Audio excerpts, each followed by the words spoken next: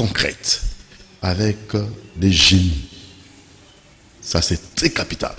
Génie Congo, Doudou Bontiré, les trains en marche, côté Malibosoté, et Onyatayo. Merci à Moron Djambe qui réalise cette émission, à Dadi Koussaka à la prise de vie. Merci beaucoup à Alain Kabongo à la coordination. Dieu merci Kifou, l'exploitant, inspiré. Et pourquoi pas aussi, les DT José Mamdi à la web, il y a MC Mbiela et Jérémy Mboka. Merci à vous. Vous nous suivez en live sur Facebook, en live sur YouTube. C'est CTV Ralik officiel.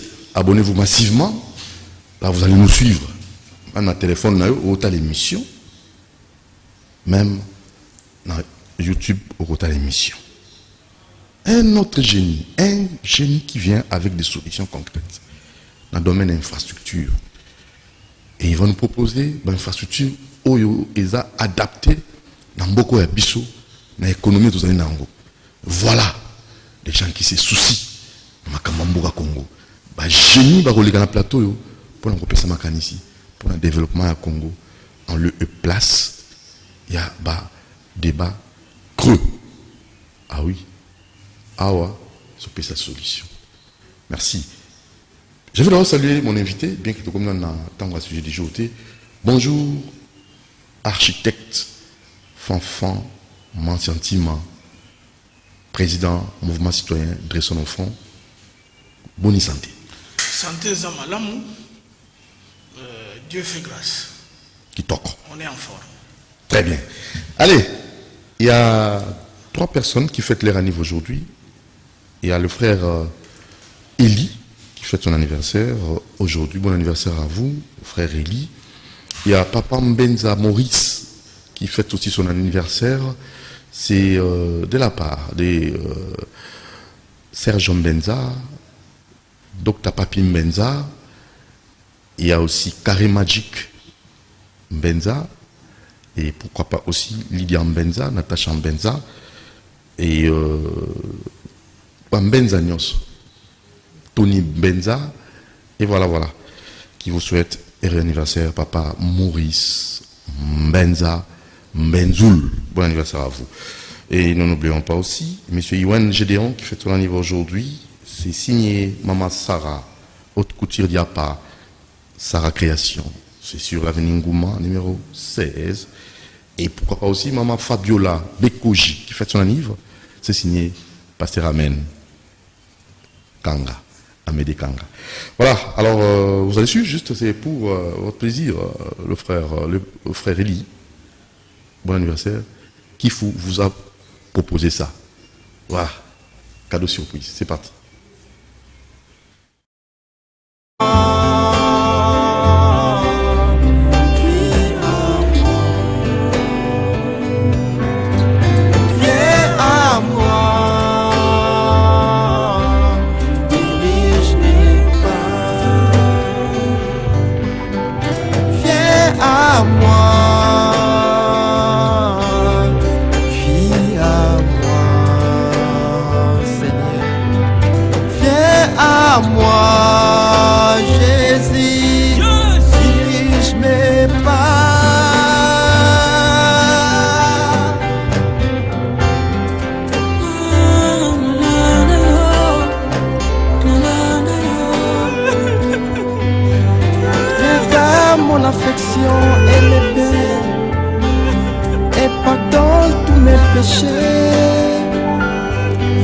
Et lorsqu'elle en sonnera la trompette, que je me rends à la gloire éternelle, vivre avec toi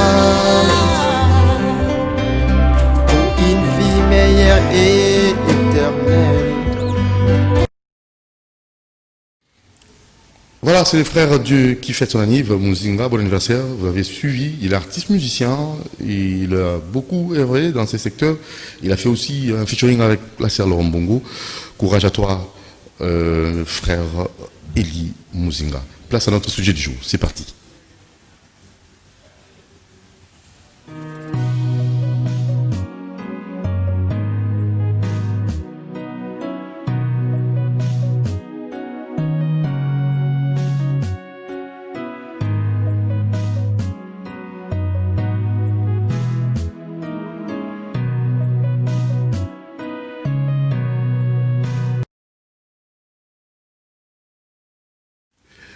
Génie Congo. Merci beaucoup. Dadi Moussaka. Voilà. On dit Génie Congo, c'est l'autre Chanaka, Angola, Congo, on a, tout côté côté, on a kati, tout sur la RDC, tout beau côté côté. Bisika nyonso. Tout en bas qui yo, baleleki, pour la makambo, au Italie, l'infrastructure, l'amboka nabiso, et surtout, le cambo développement, il y avait 5 piliers au Mégale pour épingler pour na kosa la été, mboka nabiso penza, et kokako zango en considération, tout le monde a quand même makambo tambola. Nanga kosa la moi rappel, pilier wana, pour na bateau, ba quitté, ba juste souka lelo, na CCTV Ralik live, officiel, excusez-moi, CCTV Ralik officiel, CCTV Ralik officiel. Alors, un petit rappel d'abord. Bon, rappel, la fois dernière, Tolobelaki pour notre infrastructure. Mais Tolobaki, avant de notre infrastructure, il y avait des défis pour le gouvernement et Sénégal à relever pour que le secteur de l'infrastructure. Tout ça qui a un pilier 5, au Balobi, le roi Makolo. Il y a l'Iboso et Zalaki, gouvernance. Et l'Ingoloba, il faut gérer le Lenge et Sénégal. Parce que ceux qui ont bien géré, ils ont il y a mis balé, qui économie. Parce que ceux qui ont la maîtrise des ressources naturelles, moi, je suis solo pour nous avoir une infrastructure, ils ont passé. Il y a mis ça tout, une infrastructure, il y a sécurité et défense. Parce que ceux qui ont la moyen de apporter kimia dans le territoire national mobimba et réalité. Effectivement, on a des bases militaires, aériennes et tout et tout. Il y a un secteur et éducation. Et c'est le pilier à mon parce que formation, même il y a pas de infrastructure, ressources et c'est une main d'œuvre. Qui dit main d'œuvre dit formation, éducation. Et puis, il y a un cadre. Donc, sans ces secteurs-là, moyen de booster le développement et zate. Il y a des infrastructures. Infrastructure, il y a un monde ils ont représenté un Kitayamboka. Parce que tout le monde qui est belé, différence de la qui s'abatte Mboko, ils riche et ils ont une infrastructure. D'abord, ils ont sauté. Alors, bisous de l'Oba qui bouille. Infrastructure, ils ont si, oyo, tous les kolobela, mokolo lelo, ils ont moko, il y a un pilier. Oyo et permettre à Mboka et à la production économique makasi. Parce que l'infrastructure, l'état de Moutasalango, oyo surtout au une infrastructure de base. Et ali rôle y a l'État. Et ali devoir y a l'État. Il y a Kotonga Mboka. Ata colon tango yaki devoir na yaki d'abord la chemin de fer. Il y a ça la administration. Il y a ça la chantier naval, la chanique. Pourquoi? Parce que bah comprenant que Mboka batonga kangonde na ba infrastructure mboka ezalaka mboka po ezala ba infrastructure ozomona siko ba infrastructure de base yango ezali na kati ya ba infrastructure to epengaki trois sortes ba infrastructure OK o ezali très capital. Il y a des infrastructures de transport et de développement économique. Infrastructure de transport biso les mots le dit déjà. Développement économique et kozwa na transport na ba infrastructure mususu ozo pousser économie na biso et que de liboso. Infrastructure de transport ils ont infrastructure et booster l'économie. Mais tout le papier barrage hydroélectrique ils allaient courant mais ils ont booster l'économie parce que ce que nous avons tonga entreprise na ya ozana posa nzela ozana posa lotiliki. De l'autre côté pas na posa mai. Si tu bateau ozana ba industrie ya ciment. Ba kolobani ni bazana posa ya régie des eaux. Ça dit photos là na ba centrale to na ba comment on appelle ça na ba régie des eaux fatonge la biso ba centrale na ya mai de manière à desservir pe ba industrie wana centrale hydroélectrique non centrale hydroélectrique wana pour la courant pour la mai et ça ba usine de traitement d'eau oyo esengeli gouvernement tonga ndanga sala na régie des eaux dernièrement ko jamboka a été lancé usine de traitement mai na mbinza wana to na kota kisenso ezola kisake ezabilo moko nécessaire capital pour le développement de Mboka, on est privé de Basala. Infrastructure, les biloko l'État y a mon wasaka. Privé comme ça la montée. Biloko on a et boostaka économie en Mboka. Il y a mis balai, tout ça y a une infrastructure sociale. tolobi ba hôpitaux na ba école tout ba centre de formation wana ezali ba infrastructure sociale il y a développement social il y a mis ça tout ça ba infrastructure de sécurité et défense kuna tout ça ba infrastructure militaire au monde tout ça ba infrastructure musupe et ya ba policier tout ça fait partie de la sécurité. Voilà un peu en résumé la fois dernière depuis tout bandit te moya lelo. Alors to kotaki na pilier moko il y a infrastructure il y a transport et développement économique. Très bien. Alors dans le cas il y a pilier on to kotaki il y a infrastructure de transport et de développement économique. Nous on ça moi rappel ni infrastructure de transport et de développement économique. L'infrastructure de transport ezali kosunga bato oyo infrastructure de transport on peut ça d'abord ndakisa ezali nzela par exemple la route nationale, les routes de dessert agricole, aéroport, port ozomona na nzela mai ezaka nzela pe oyo biloko uta ailleurs biso to wana bief navigable ya mulai. Donc mai pesa nzela. Mai ezali nzela mais infrastructure bachaka na mai ezaka port. Très bien. Ozomona mais mai oyo ni nango eyaka na biloko ezaka bateau. Pour construire ba bateau to lobaki il faut chantier naval ezala. Chantier naval ezala infrastructure. Ko banana port to zape na ba train. Rail ozomona nzela machine ezali pe infrastructure de transport. On va bengi chemin de fer, to voie ferrée. Toza de l'autre côté, toza na ba aéroport. Na partir ba aéroport songo ke de poto rapidement to ko avion, to ba cargo yaka à travers transport. Mais infrastructure likole za na mo pepe. Menacé pour ba tour de contrôle bani il faut sécurité za et ça va infrastructure ba tonga kanase. Tour de contrôle aéroport, système de sécurité anti-incendie. Ozomona ezo gérer na piste. Namba tarmac, ils ont le parking à l'avion. De l'autre côté, tu as naba aéroport international pour nationaux. Tu as un port en eau profonde. Le rôle abisso belge à Sagi Mayele, à l'Obaginini. À soit qu'il est parti, il y a vie sur l'océan Atlantique. Et ça, opportunité pour l'abisso. Tu as un apport, il y a un nene. Tu as un pour booster l'économie l'abisso. Tout ça peut n'avoir pont, le rôle à pont maréchal. Et ça dit, mais ils l'un des infrastructures de transport. Parce que ils ont permis de surtout accéder à l'autre côté à fleuve. De l'autre côté à peu, tout ça, un projet avec un pont route rail. Où il fallait ça les mains. Et ça dit, pont moko, ils allaient intégrer moko à travers l'Afrique. Et ça dit, infrastructure, il y a aussi un donc, on a que biloko na nyonso objectif na moni et boujaka et ça là qui kita yamboka et mata. Voilà un peu oyo to koloba na motuna botuni. Alors, quelles sont les stratégies que l'État pourra mettre en place pour développer ces secteurs-là, donc secteur infrastructure, de transport et de développement économique?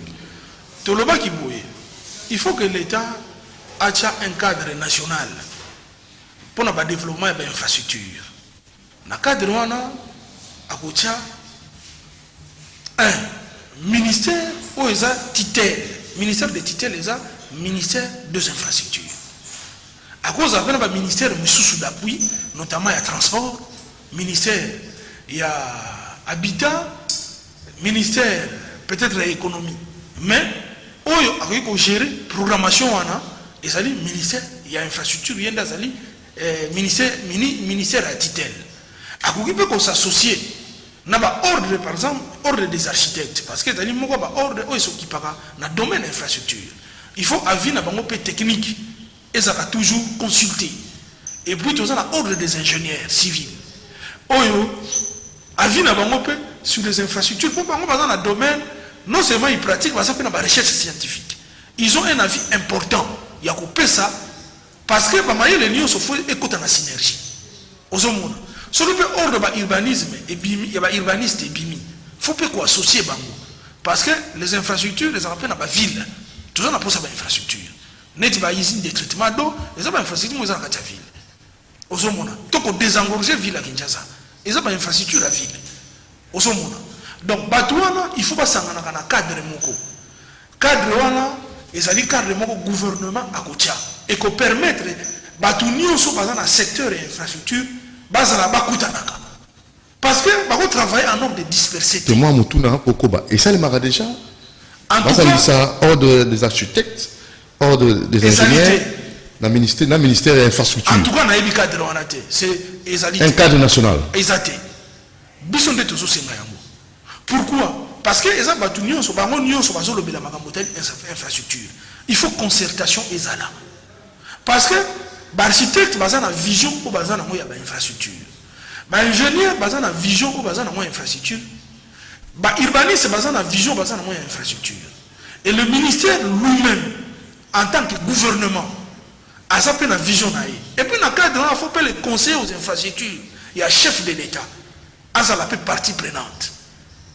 Parce que c'est ce cadre-là et qu'on constitue conseil auprès du chef de l'État. Conseil auprès du gouvernement, il y a une intelligence. Parce que l'ordre des architectes, tant à jouer au loba, ça veut dire que assez à solo il y a ningo yaye. À ce sa point de vue à l'architecte. Non, mais il y a un conseil, bureau naïe, face à la représentée par son président. L'architecte doit avoir un boni. Parce que l'autre fois, avec M.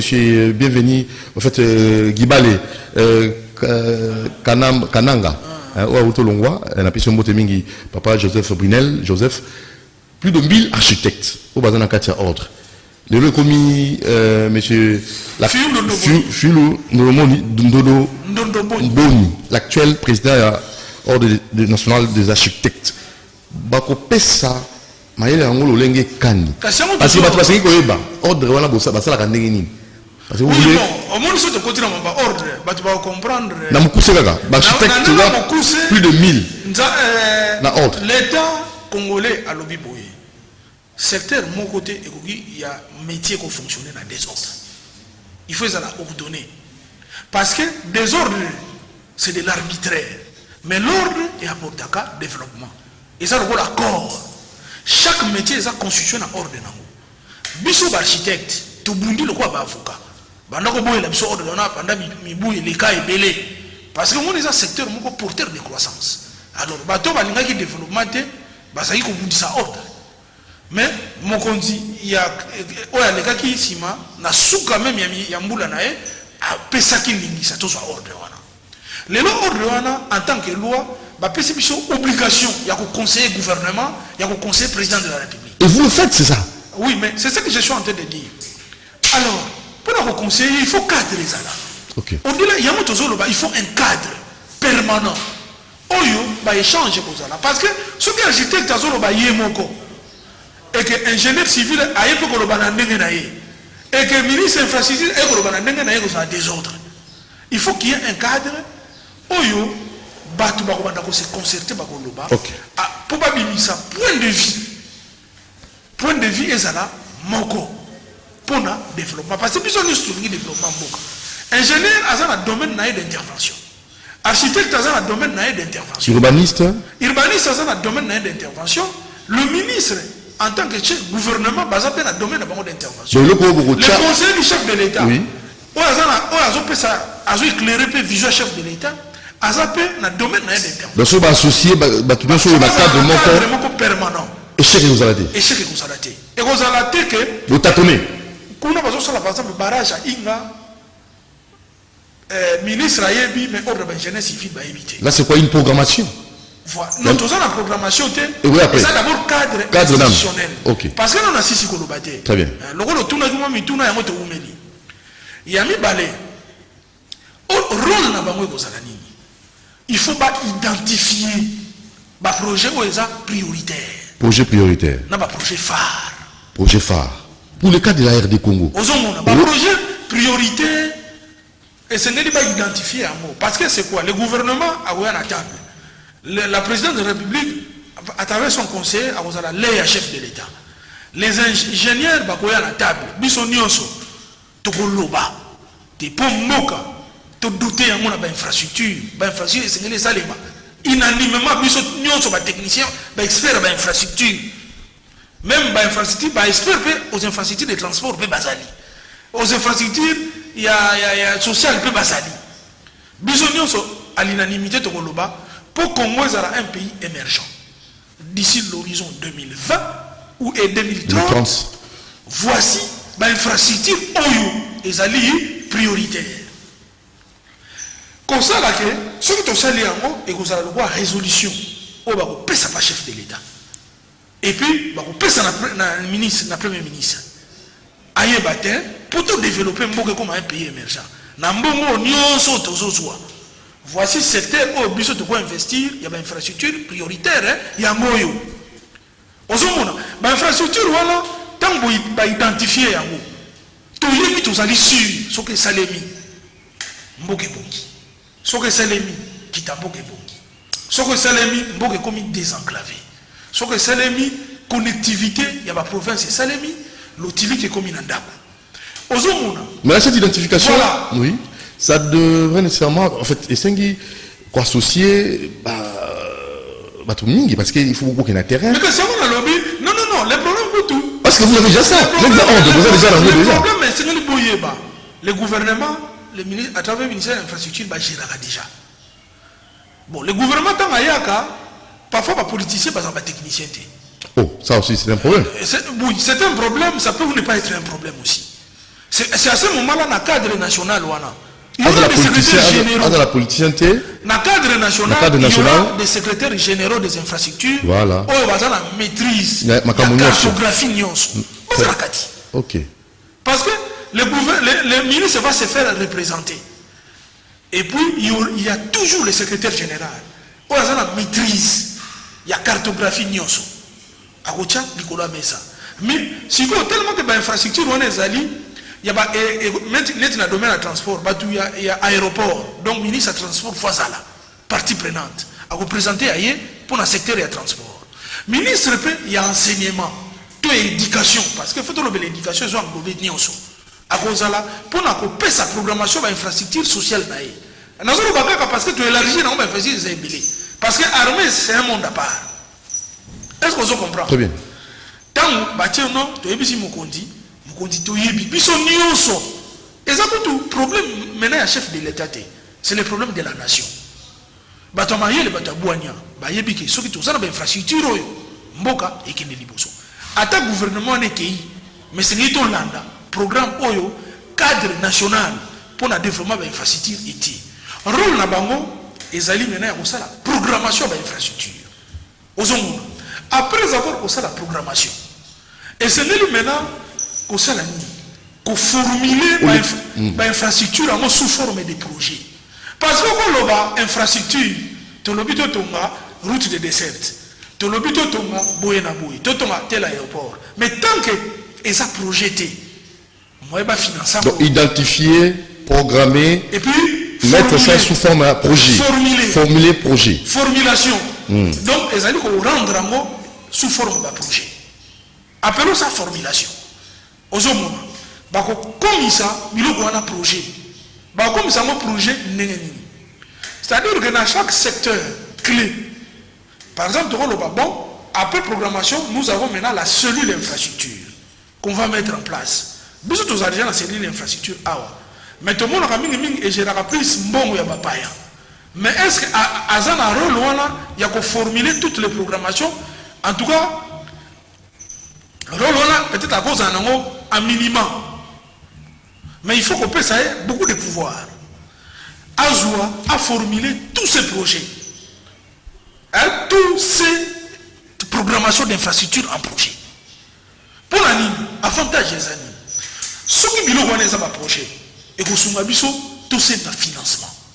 Financement, et que nous avons un budget national. C'est-à-dire qu'il faut que le budget national, tout le lobby, 80% à la consacrer dans l'infrastructure de base. Et puis, nous avons des partenaires au Bayaka. Au monde, les Chinois, le ministre chinois des Affaires étrangères à Yaki.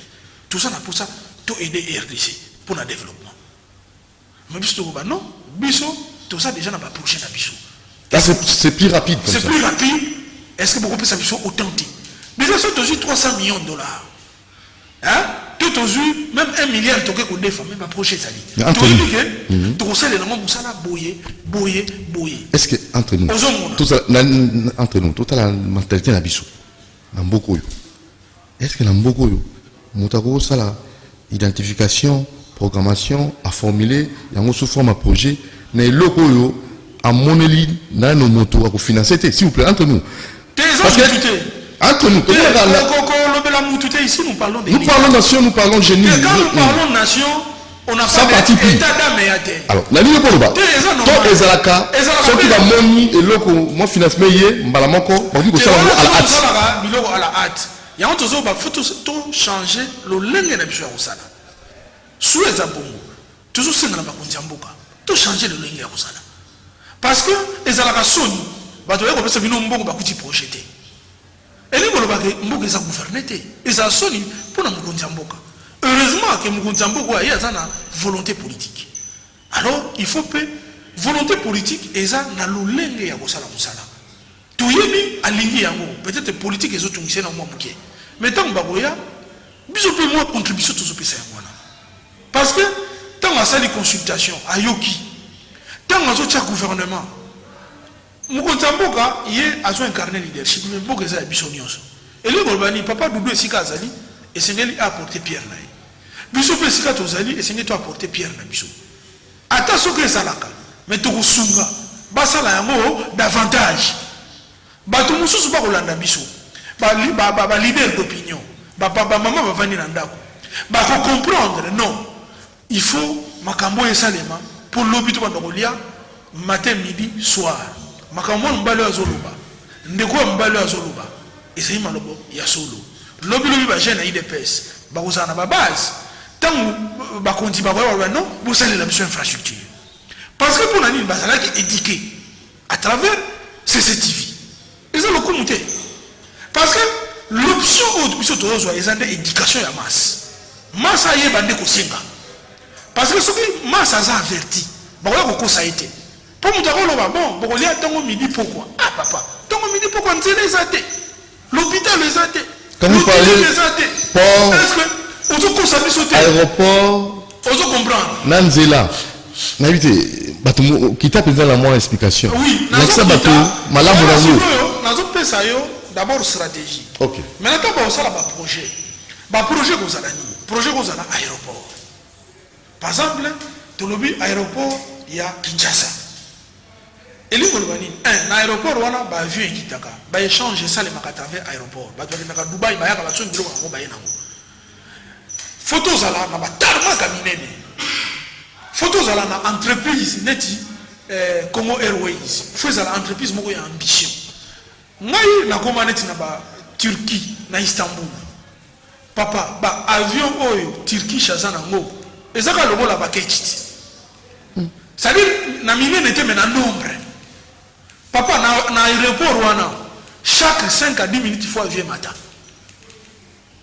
Bateau bakenda à Istanbul ba yebi ba kuna soloba. Et puis même nazo biso baza parmi ba leader en aviation. Qualité na avion na bango. Je le vends nazo ça la publicité na bango mais ba bato qualité. Ya osana te. Na kati qualité wana ça dit que bah c'est doter infrastructure. Il y a monene parce que l'infrastructure ils ont fait sa ambition. Ça dit que si on a infrastructure à monene, vous allez paix na ligne na compagnie d'aviation ya monene pour tarmac na bineza monene. Mais si on a avion pour amuke, nous on va 5 avions te pour tango wapi. Nous on va vu la Kinshasa bon dans la province. C'est nazo qu'un exemple parce que il y a toujours on va bien na ka hub. Ça dit aéroport moi ça plaque tournante. Et vous avez mon international. Faut que et ça le rôle la alma mater, c'est-à-dire la mère nourricière. Oh, ils ont le rôle la. Zoyamba. Ils ont yamba. Oh, ils ont pissé na nyonso. Il faut un name. Faut ça la monene.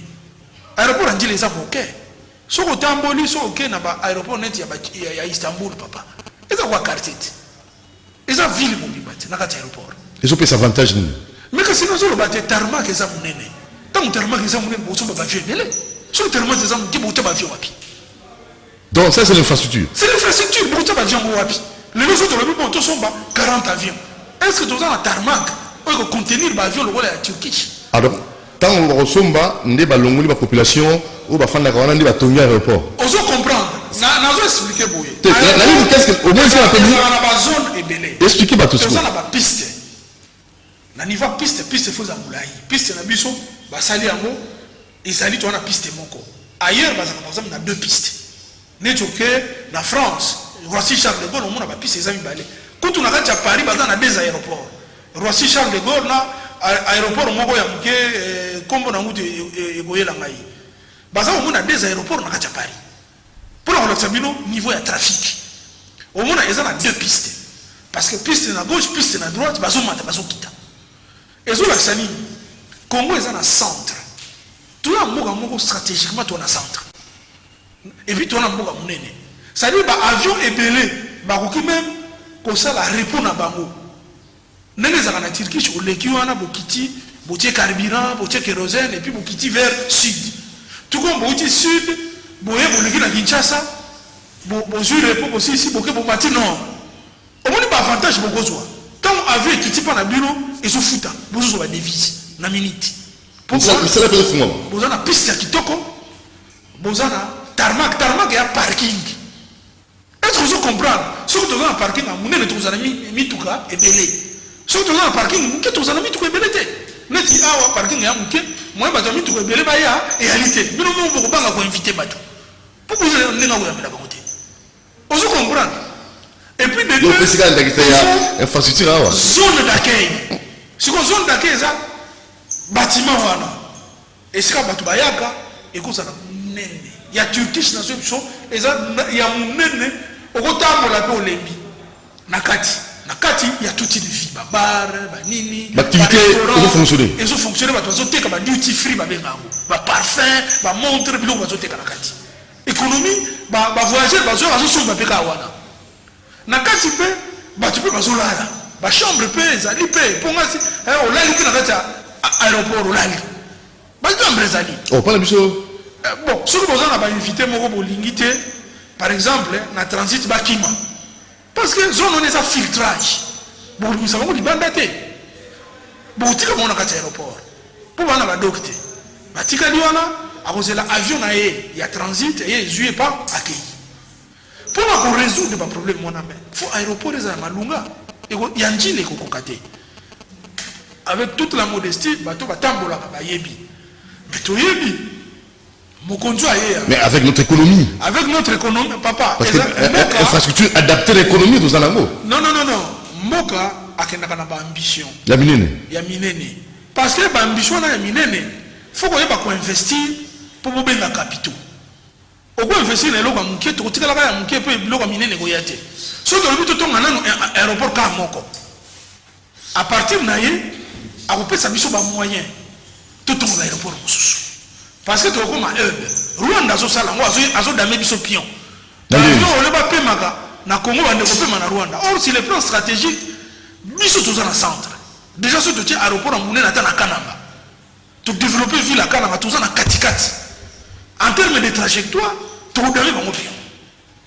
Et puis tu es sérieux, tu es entreprise à gestion. Au moins on a ambition même, il y a Congo Airways qui changer. Au moins Congo Airways, a un bâtiment na a un hôtel na ce qui m'a raté vol, il y a un hôtel à Congo Airways. Turkish Airlines a un hôtel. On se comprend. De l'autre côté, tout ça rapport à nos profondes. Nous perdons de l'argent. Tant que bateau mindene, ils ont la destination à Congo, ils ont de quoi accoster dans Brazza. Nous perdons de l'argent. Tout se perd en deal. Mais parce que tant que nous avons quoi accoster, logistique, nous sur la manutention, ils ont ça les à Congo Brazza. Biso tout se perdre. Or, aéroport, port à nos profondes, il y a banana. Ce qui est salié, est-ce que l'État a occupé de débourser un bon côté? Tout qui a développé un partenariat avec les Chinois. La Chine a l'argent. N'a pas battu qui peut baser dans Bambongo. Bagolo non, boya, boutongue la biso infrastructure, tout remboursango, na trafic au foot on a besoin autant. Et ça va montage financier. C'est là le cadre national des infrastructures. Ah mais vous n'avez pas de projet, vous n'avez pas de programmation. C'est là, il faut un cadre stratégique pour le développement des infrastructures. On formuler le projet. Ce sous forme de projet ça le montage financier discuter avec les partenaires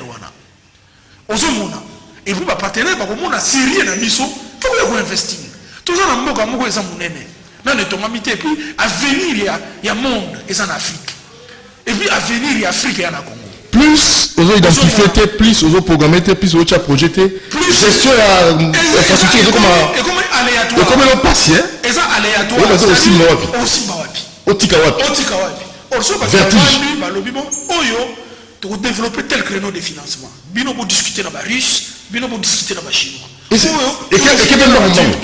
parce que ba chinois peut ba batambongo ti ba chinois ba yuko tonga mama na chemin de fer électrique na Éthiopie ba y a un financement na bango pourquoi pas biso tu crois qu'on négocie na ba chinois ba na mbongo na bango ozomo tout ka kolanda ba France ba boloré wana non la France bango bayaka bakoyela bino babiloko bakotsa bino nyongo balinga mo développer la binoté bango baza déjà je prends le cas Bolloré azana aéroport aza déjà na port en eau profonde na Brazzaville na Pointe-Noire lui se dit quoi que ce que biso tout sali à biso pas na yembo nani ko kita ça dit il est capable de bloquer notre port en eau profonde c'est là où nous attendons la volonté du chef de l'État azala na bolingo ya mboka o tozo mona kazana mais tout là pe ndenge nini yango to beleli ba jeune na IDPS botele mela makambo au fallait gagner IDPS point non pour bango ba saka mo matata base bango longona base wana ba saka matata il faut te éduquer bango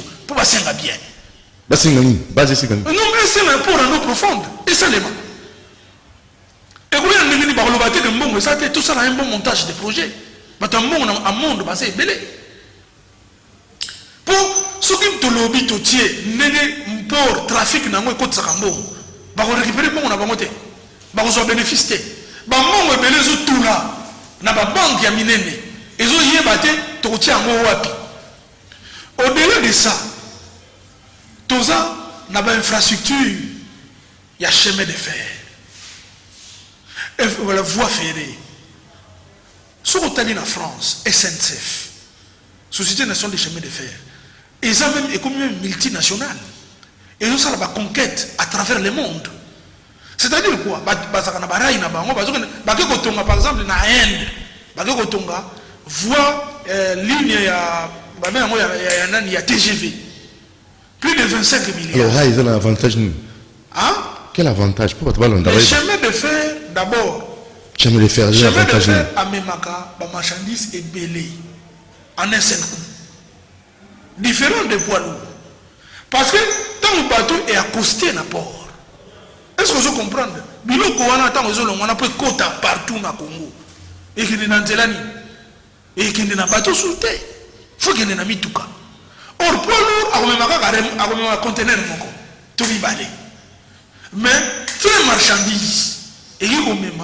une centaine de conteneurs en une fois au moins déjà duré à livraison et quitte. On est posé la bino, on a bino comme la bino, par exemple, dans 15 jours. Si on a un bio pendant un mois, on a repris la peine, on a biso, tout ça est lourd monté. On a mbayo, on a mis sur la saga, tout ça n'y est non, c'est presque.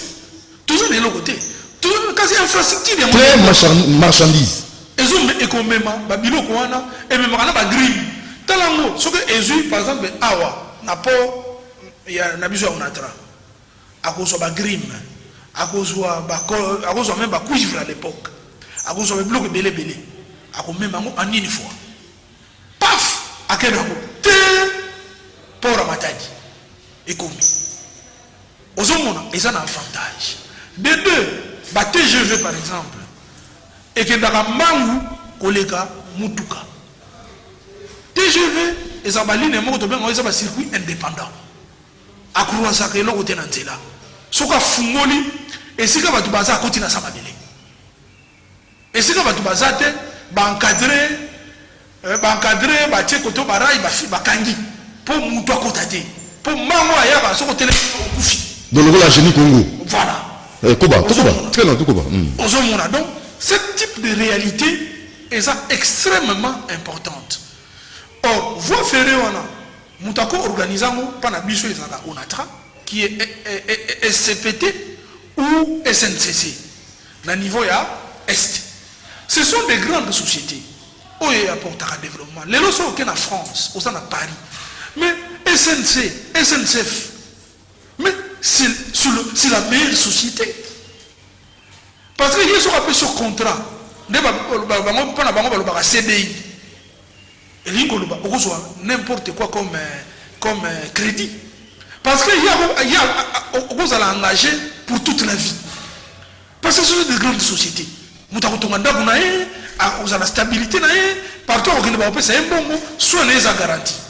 Pourquoi on a traité de rendre à mon niveau?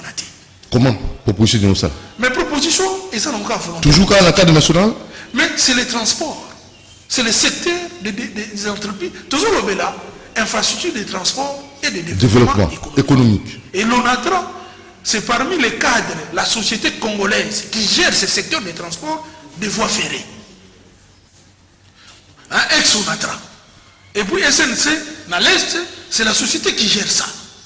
Il faut tout moderniser la société. Pour la société, on a un centre de formation. On a former les jeunes. Pour maîtriser le domaine de l'Ongarai. On a constat au Mali. On a formé. Les spécialistes dans le chemin de fer. Formé dans la Chine. Pourquoi c'est un grand cadre? L'État congolais a formé. Donc si je comprends bien, est-ce que vous comprenez ça? Quand ça chemin de fer et qu'on booster et qu'on peut ça, mais ça là déjà, on va jamais délai. C'est cela. Chômage au travail. Secteur infrastructure de Fungoli, de développement de Fungoli. Pour faire l'infrastructure, il faut le développement Congo. Toujours le président a le développement en Bogana Bissau. Au vrai sens du mot. Au vrai sens du mot. Pas de blabla. Pas de blabla. Oh mais l'attaquer la cravate rouge, faut ça magicien. Non, pas ça. Nous pas ici. J'ai dit Congo. Toujours pour comprendre infrastructure de transport, peut-être des termes, et ça compliqué. Maintenant, on a toujours situé. Tant que Congo Airways, toujours situé, parce que c'est l'une des entreprises de transport. Parce qu'on a trop à Géraka, même bateau Nabissou. On a trop à chantier naval. Est-ce que vous comprenez? Et ça, maman a dit ici. Ce qui est télémissi, on a tra, vous télémissi Congo. Le président de la République, avec toute humilité, ce gagné, entreprise, on a tra. Tout le monde, on a tra pour comprendre. On a tra. Les entreprises, Oyo, a oui, Kotika Yamote, et ça dit, ce qui a télémissi à monter, on a la difficulté. Voilà. Alors, il nous reste 3 minutes parce que. Génie Congo égale respect de l'heure, voilà. Respect des normes, respect des principes, parce que c'est le développement du Congo, hein, Génie Congo. Voilà. Alors on a invité Génie, autre ami de l'eau, M. Fanfan, Mante Sentiment, défi, président du mouvement citoyen de son enfant, mais autre ami, Makamola Tebatite, mouvement citoyen, non, ici tous les titres. Autre ami comme un expert, comme un génie, pour proposer biso makambo infrastructure où il y a des bases pour le développement beaucoup biso. 3 minutes nous restons na ina ba moké ba moyen avons-nous suffisamment de moyens kolongola train rail chemin de fer wa te que l'état matadi kolongola nzela wa te que l'état na province kolongola ko sala ba port ko sala aéroport minene avons-nous suffisamment de moyens? Bon, 3 minutes d'abord les amoké. Malheureusement. Question bon. Quand même, sur les civilités, tu écoutes la prochainement. Parce que le cadre stratégique, tu peux essayer d'abord rôle, formulation des projets, il y a mis le cadre de financement aux hommes. Et puis, rôle nango est ça conseiller. Faut tout ce qui s'en a cadre stratégique il y a conseiller président de la République. D'abord les conseils. Gouvernement. Donc budget pour ressources, voilà, vidéo ça la semaine prochaine. Maintenant, basé un rôle, toujours quelque chose au PSI, et ça toujours un rôle dans le bango, développer les ressources. Les ressources autour, le biscuit tout ça. Les ressources, c'est 1, bureau d'études. 2, les entreprises de construction et de génie civil. 3, les régies. ONATRA, non, pas régie, office des routes, OVD. Tout ça, c'est un DVD. Bon, il y a la route de dessert agricole. Pour y avoir maître d'ouvrage. Secteur Rwanda, nous développer prochainement parce que ça peut nous aider. Nous développer prochainement. Tout le monde a des ressources et puis tout boucler. Parce que les ressources, Ils ont des stratégies pour réduire le coût de production. Parce que le problème est que les projets sont complexes. C'est-à-dire que les projets sont intervention. Il faut tous la maîtrise des ressources pour te réduire le coût. Maîtrise des ressources pour dossier qui est vite. Pour soutenir tout ça rapidement, mandat du président de la République est à Moukousse et vous avez Moulaï. Or, le développement est un temps. Mais tant que le président Azali, Nazar peut être assuré pour 2 mandats ou un seul mandat. Le projet prioritaire est un nini, projet phare est un nini. Dans le projet prioritaire, il y a un temps Moulaï. Le projet phare, il y a un temps par rapport à mandat. Le projet, par exemple, tu as 1000 km, il y a route. Mais tu as par exemple 400. Et c'est un projet phare. Biso aussi ça 400 munimo akoya au bakso ekolanda tango to bakolamuka na suko ya manda ba mona te ba konjoyo ba sele biso 400 km ba talongo na topesa ba manda mibale pour ba bakisa 400 ici soki pe to limite de ata mokitani na yeto bakisela yesu pour ba ngaba ba ide ba stili sa makambo yo ba lingi ba moni même parti donc la chronologie suivi pe ya makambo yo bandaki na ndenge zoko souka et quand vous prenez un pouvoir, c'est pour demeurer pendant très longtemps. Ba demeurer à côté na ba arme, ba demeurer na ba projet. Ce que vous avez un projet qui bien élaboré, bien planifié, bien programmé. Beaucoup vendre à 50 ans. Nous avons trouvé ça dans Azati. Le Kadhafi. Oui, Kadhafi, c'est l'une des personnes qui a développé qui il était même mal compris na Batunaye Yamboka. Mais ton aye azwaki tala mutu wana so na biso misala asali mutu abimisi mai na désert asali ba pipeline na mai akiko luka roche na kati asiku mais Kadhafi a fait des moyens. Kadhafi a mboka na ye tala misa ba projet Kadhafi a lancé ki yango ba bomaki ba bi Afrika sa makambo boy ba président so ba di jaloux parce que hier a lancé ki ba chantier minene na désert. Donc il faut savoir aussi avoir des grandes ambitions. C'est possible dans le Congo. Il a pouvoir beaucoup, la démocratie, manipuler les autres, manipuler le peuple. Prudent. Le président Félix Ouazawana a eu 2 mandats. Il a un projet qui toque pour que Mouto soit dans le lobby. Bon, pour Natel, il faut pas tout bandima. Pour avoir aussi ça, on te bandaki. Projet à la vision à 30 ans. C'est-à-dire la PCIDPS a eu géré pendant 30 ans. Mais une seule condition à ce projet, où il faut permettre de tous en apposer pendant 30 ans. C'est grâce à ce projet que nous avons tiré dans le pouvoir. Mais si vous avez un projet BLT, nous avons l'église catholique, nous avons un téléma. Attends, monseigneur, sur un moni, à quel bumba, l'outil que l'autre fois, moi, le cardinal a créé un monde de la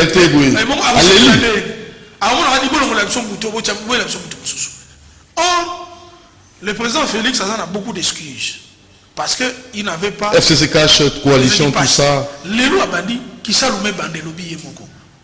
Tout ce qui est le président, Moussali Bandaki Toko. Très bien. Au-delà de la politique, pour conclure, à penser à technocrate. A duré pendant longtemps. Les politiciens, ils ont un discours à Malunga, ceux qui sont techniciens, ils produire Malunga. Mais ceux qui produisent, c'est comme un déclenche. Donc il faut pas technocrate dans la place ouana. Alors, souhait la chose à niveau des ressources, tout le monde là, tu s'apaisantir dans les ressources. Merci beaucoup. Pour le président, à comprendre, le gouvernement à comprendre pourquoi il doit investir dans les ressources. Parce que ce sont les ressources humaines, wana, bangonde batu bayaka, na ba solution. Pour solution, il y a un CTT. Et ça n'a pas tout. Alors, à la prochaine. Merci. Et s'il y pété. Et aussi la pégarité. Parce que ça, c'était la monnaie. Merci beaucoup. Tous en ambition. Merci. C'était votre génie du jour. Génie du jour. Génie du jour. Ah! Non, franchement. Au bout de la génie Congo? Non, franchement. Où tu as pu. Merci beaucoup, monsieur Fanfan. Défi, mon sentiment. Notre génie du jour. Oh là, il y a Makambo.